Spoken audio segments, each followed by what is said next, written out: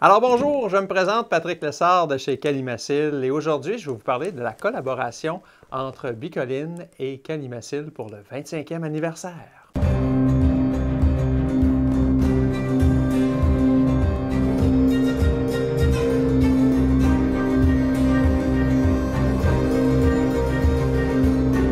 Alors le 25e anniversaire, c'est un événement qui se promet d'être grandiose.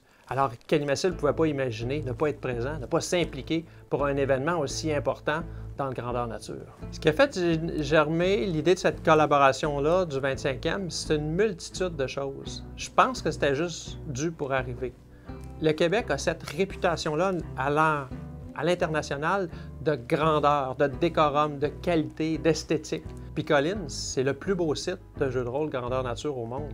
Alors, il se devait se passer quelque chose. Puis ça a été bâti à travers des années. Vous savez, Calimacil est né à Bicoline. Pendant mes études, j'ai étudié comme ingénieur. Ma passion, c'était la pratique de l'épée à l'arme ancienne. Mon équipe a dit « Hey, on s'en va à Bicoline, on va aller faire des grandes batailles. » J'arrive dans un environnement, un décor complètement féerique qui nous transforme complètement. On décroche, là. On est dans une époque médiévale où on participe aux batailles, les escarmouches, le corps sonne pour la grande bataille, les fronts s'affrontent, les nuées de flèches, on se croirait dans Braveheart, c'est grandiose. Et les gens se baladent et se battent avec des buffers. On décroche un petit peu, là. Pour moi, il y a quelque chose qui manquait à ce moment-là. Et puis, j'ai eu quand même l'occasion d'avoir quelqu'un à l'université qui m'a montré à faire des épées mousses. Deuxième génération après les buffers. Je me souviens à l'époque, une épée comme ça nous coûtait 13 $. Mais quelle honte! Il pourrissait au soleil. Dès qu'il y avait une scratch, la mousse se détériorait, se pulvérisait. Je ne pouvais pas croire que je pouvais servir un client à livrer un produit comme celui-là. Moi, ça a été un événement marquant. J'ai dit là, c'est terminé. Je vais développer quelque chose qui va être la meilleure épée de mousse au monde. Et c'est là que Calimacil est né. Après le Calicon 2019, on avait tous nos partenaires ici, puis Colin est venu manger à notre table, si on peut dire. Et là est venue l'idée, 25e anniversaire s'en vient, il faut qu'il se passe quelque chose. Comment est-ce qu'on va faire? On ne devait pas faire la création d'une arme, on devait faire la création d'un événement avec les accessoires. Mais le défi était tout aussi grand que le 25e.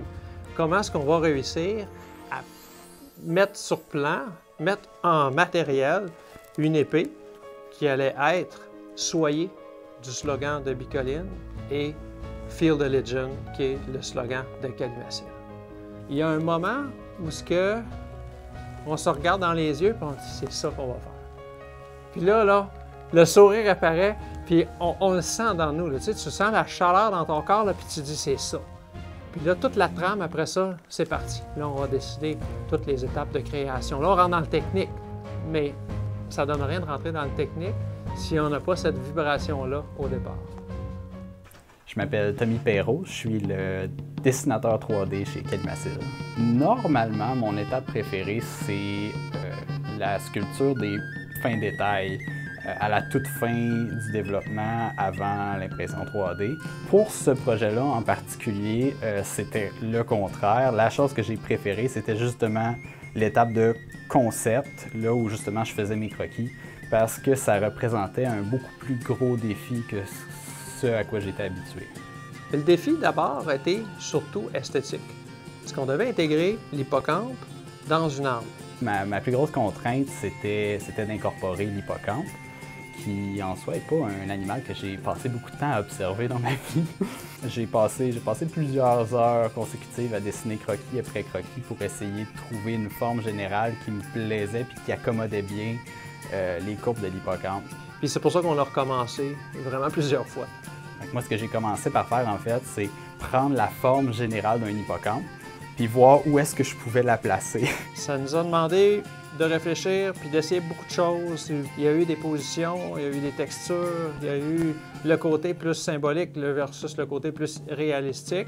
Et puis, on devait l'intégrer en lui donnant sa valeur.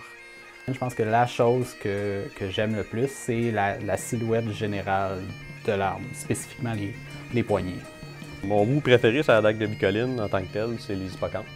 Parce que très rarement, on a des animaux marins sur nos créations en tant que tel.